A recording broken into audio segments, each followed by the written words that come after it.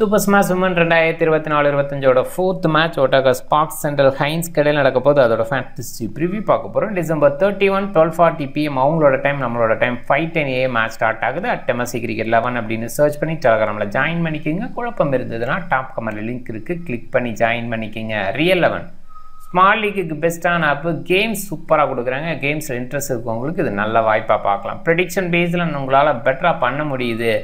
இந்த particular team ஜெயிக்கும், இந்த பர்டிகுலர் பிளேயர் பெஸ்ட்டாக பண்ணுவாங்க, இப்படிலாம் உங்களால் ப்ரெடிக்ட் பண்ண முடியுதுன்னா பெஸ்ட்டு ரியல் 11 அதுக்கான வாய்ப்பையும் கொடுக்குறாங்க, கூட இன்கமையும் கொடுக்குறாங்க. ரியல் 11 பயன்படுத்திங்க. ரியல் 11 இன்ஸ்டால் பண்ணலைன்னா டாப் கமெண்ட்டில் லிங்க் இருக்குது, கிளிக் பண்ணி இன்ஸ்டால் பண்ணி என்னோட ரெஃபரல் கூட பயன்படுத்த மறக்காதீங்க. Otago Sparks 12 மெம்பர் ஸ்குவாட் மொழிலோவோ போன போட்டியில் வெளியில் வச்சாங்க. பாசிபிளாக அப்படியே கண்டினியூ ஆகும்னு நினைக்கிறேன். சூசி பேட்ஸ் பெல்லா ஜேம்ஸ் ஓப்பன் பண்ணுறாங்க. பேட்ஸு ஃபஸ்ட் போட்டியில் சூப்பராக விளையாண்டாங்க. பேட்டிங் பவுலிங் ரெண்டுலேயுமே சிறப்பாக இருந்தாங்க. இந்த போட்டியில் என்ன பண்ண போகிறாங்கன்னு பார்க்கணும். போன போட்டியில் டவுனாக இருந்தாங்க.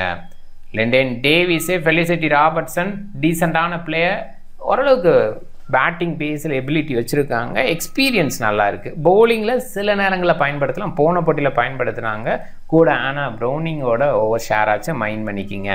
பிளாக்லி டீசெண்டான ஆல்ரவுண்டர், பட் பவுலிங் பேஸில் கன்சிடர் பண்ண மாட்டாங்க. டீசென்ட் ஹிட்டிங் எபிலிட்டி இருக்குது. பாலி இங்கிலீஷ் இந்த டீமோட விக்கெட் கீப்பர், நல்ல பேட்டிங் எபிலிட்டி இருக்குது. டாப் ஆர்டரில் சக்ஸஸ் கொடுத்துருக்காங்க.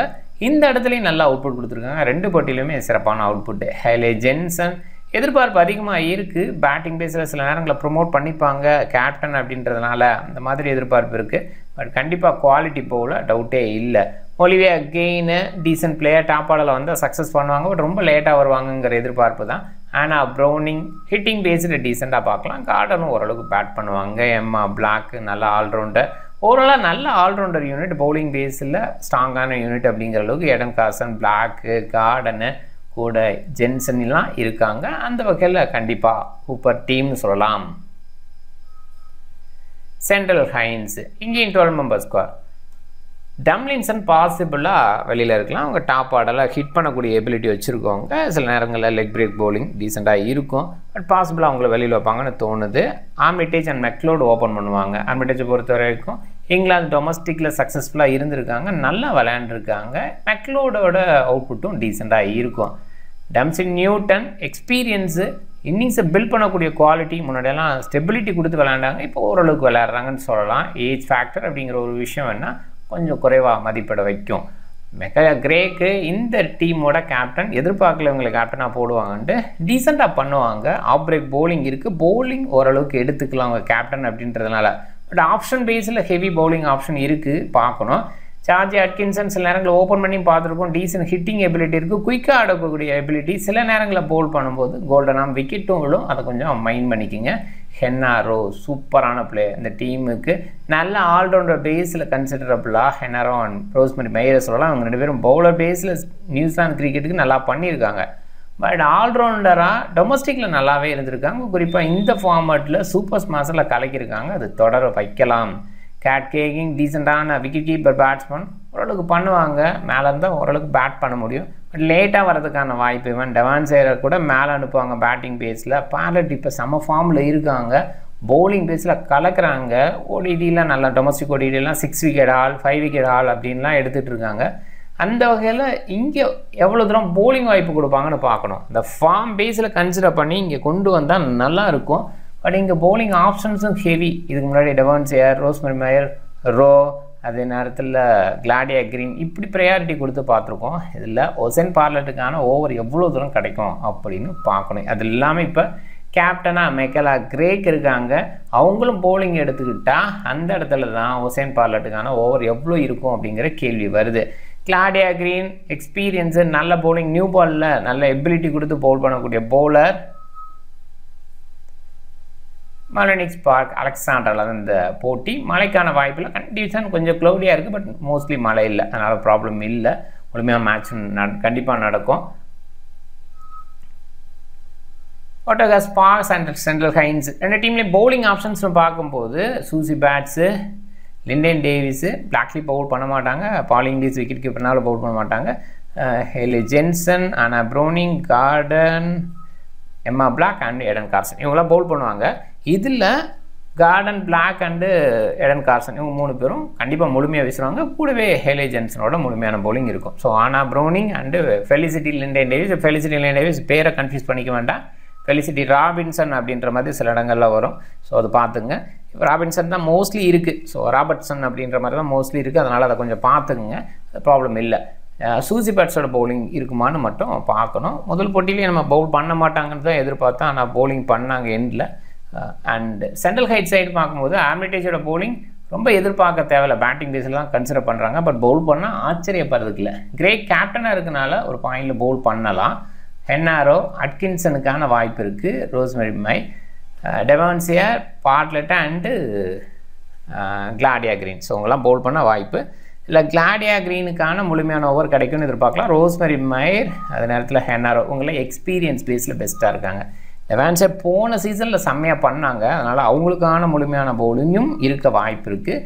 இப்போ பார்ட்லெட், அட்கின்சன் அண்ட் கிரேக்கு 3 பேரும் ரிமைனிங் 4 ஓவர்ஸை ஷேர் பண்ணிக்கலாம். ஒரு வேளை கேப்டன் செல்ஃபாக வேணும்னு நினச்சா அவங்க ஒரு 3 ஓவர் 1 ஓவர் பார்ட்லெட் அப்படிங்கிற மாதிரி எடுத்திருக்காங்க. பார்ட்லெட் டீசெண்டான பேட்டிங் பண்ணக்கூடிய எபிலிட்டியும் வச்சுருக்காங்க. இல்லை பேட்டிங் பேஸ்லேயும் எதுவும் ப்ரொமோஷன் கொடுத்து அவங்கள ஆஃப் பண்ண வைக்கணும் கூட யோசிக்கலாம். கிரேக் என்ன மாதிரி யோசிப்பாங்க, இல்லை டீம் மேனேஜ்மெண்ட் எப்படி யோசிப்பாங்க, நீங்கள் ஒன் ஆஃப் த கேப்டனாக இருங்க, மற்றவங்களுக்கு பவுலிங் வாய்ப்பை கொடுக்க அப்படின்னு சொன்னாலும் அதையும் ஃபாலோ பண்ணி ஆகணும். பார்ட்லெட் ரீசெண்டாக நல்ல பவுலிங் கொடுக்குறாங்க. விக்கெட் டேக்கிங்கில் கொத்தா வேறு இருக்காங்க. ஸோ அந்த பேஸில் அவங்க சைடு அதிகமாக போக வாய்ப்பு இருக்குது. முதல் போட்டியில் எப்படி சென்ட்ரல் ஹைன்ஸ் மேனேஜ் பண்ணுறாங்கன்னு பார்த்துப்போம். அண்ட் பேட்டிங் ஆட நான் எதிர்பார்க்குறது இந்த பேட்டிங் ஆட டம்லின்சன் வந்தால் டாப் ஆர்டரில் அனுப்பிட்டு கூட மெக்லோட கொஞ்சம் கீழே கூட அனுப்பலாம். இப்போ பேட்டிங் ஆர்டர் மாறவும் செய்யலாம். ஹென்னாரோ சில நேரங்களில் லேட்டர் பேஸில் வந்துட்டு டெவான்சியரை போன சீசனில் மேலே அனுப்பிச்சு கூட நம்ம பார்த்துருக்கோம். ஸோ அப்படி கூட நடக்கலாம். கேட் கேகின் சில நேரத்தில் டொமஸ்டிக்கில் மேலே வந்திருக்காங்க. அவங்களும் கூட மேலே வாய்ப்பு எடுத்துக்கலாம். ஸோ மோஸ்ட்லி எதிர்பார்ப்பு மோஸ்ட் ப்ராபப்ளி 1-2 சேஞ்ச் இருக்குமே தவிர இந்த ஆர்டரில் தான் இருக்குன்னு நான் எதிர்பார்க்குறேன். பார்த்துக்கலாம். ஸ்லாகில் ஜென்சன் அண்டு கிறிஸ்டி கார்டன் வீசுறதுக்கான வாய்ப்பு. இந்த சைடு ஹென்னாரோ, ரோஸ்மெரி மாதிரி எக்ஸ்பீரியன்ஸ் வச்சுருக்காங்க.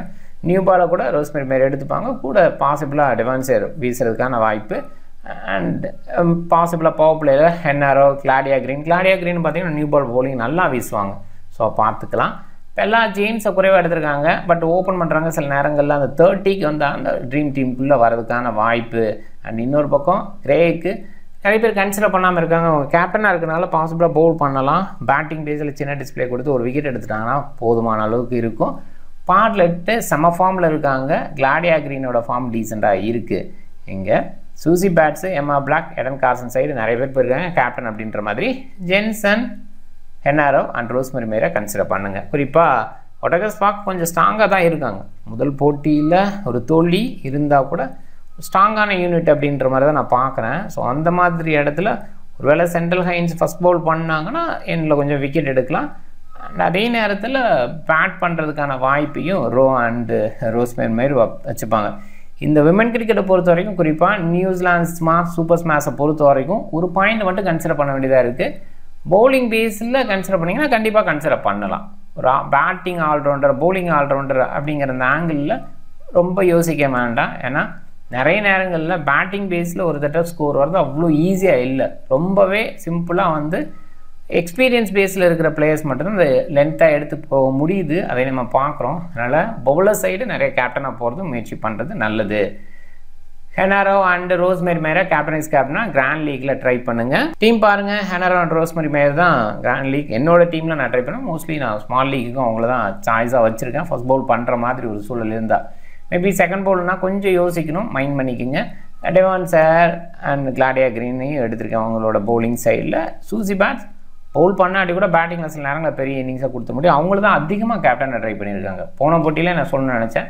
அவங்கள மிஸ் பண்ணி ட்ரை பண்ணலாம் அப்படிங்கிற ஒரு விஷயம் இருக்கலாம். ஏன்னா அவங்கள பொறுத்த வரைக்கும் நல்லா பண்ணுறாங்க அப்படிங்கிறத ஒரு ரீசெண்டாக அவங்களோட பேட்டிங் டிஸ்பிளே பெருசாக இருக்குதுன்னு சொல்ல முடியாது. இந்த ஃபார்மேட்டில் சூப்பர் ஸ்மாஷில் வந்தால் நல்லா பண்ணுறாங்க. அதில் டவுட் இல்லை. ஏன்னா ரொம்ப இன்எக்ஸ்பீரியன்ஸ் பவுலர்ஸ் இருக்குனால மேனேஜ் பண்ணி ஆடிடுறாங்க. பெரிய இன்னிங்ஸை பில்ட் பண்ணிடுறாங்க. பட் ரீசன்ட் ஃபார்ம் அது குறைஞ்சிட்ருக்கு. ஏஜ் ஃபேக்டர் அப்படிங்கிற ஒரு விஷயம் அடிஷ்னலாக இருக்குது. இந்த பேஸில் யோசிக்கும் போது சூசி பேட்ஸை சில இடங்களில் மிஸ் பண்ணுறது நமக்கு வந்து பெரிய ப்ளஸ்ஸாக இருக்கும். ஏன்னா இந்த சீரியஸை பொறுத்த வரைக்கும் கிட்டத்தட்ட 8 பிளேயர் 9 பிளேயர் நம்ம ஃபைன் பண்ணிடுறோம். கேப்டனை சரியாக அமைச்சு நம்ம 11 பிளேயரை அமைக்கிறதுக்கான வாய்ப்பு இருக்குது. கேப்டன் மட்டும் பிக் பண்ணுறது தான் கொஞ்சம் டஃப்பான ஒரு விஷயமா இருக்கும். பட் அந்த சாய்ஸ்லையுமே நீங்கள் பவுலர் ரொட்டேஷன்லேயே கேப்டன் வைஸ் கேப்டன் போட்டிங்கன்னா கூட அமைஞ்சிற வாய்ப்பு இருக்குது. ஸோ அந்த பேஸில் சூசி பேட்ஸை ஒரு சில இடங்களில் மிஸ் பண்ணி போகிறது கூட நமக்கு ஜிஎல் கிளிக் பண்ணுறதுக்கான வாய்ப்பு. பட் எஸ்எல் அந்த மாதிரி மிஸ் பண்ணி ட்ரை பண்ணணும்னு நினச்சிடாதீங்க, அது பயங்கரமாக பேக் ஃபயர் ஆயிரும். ஸோ அவங்க ஒரு 10 ரன் அடிக்கிற மாதிரி இருந்தால் கூட நம்ம போடுற கேப்டன் அதுலேருந்து 1 ரன் கம்மியானா கூட நம்ம லாஸ் அப்படிங்கிற மாதிரி இடத்துல நிற்போம். ஸோ அதனால் அந்த இடத்துல யோசிங்க.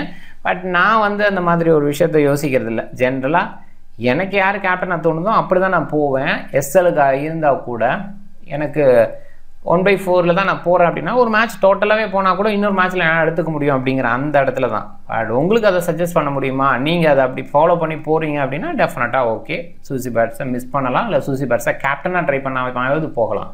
அதர்வைஸ் ஸ்மால் லீக்காக இருந்தால் நீங்கள் சூசி பேட்ஸை கேப்டனாக ட்ரை பண்ணுங்கள், அது கரெக்டாக தான் இருக்கும், பார்த்துங்க.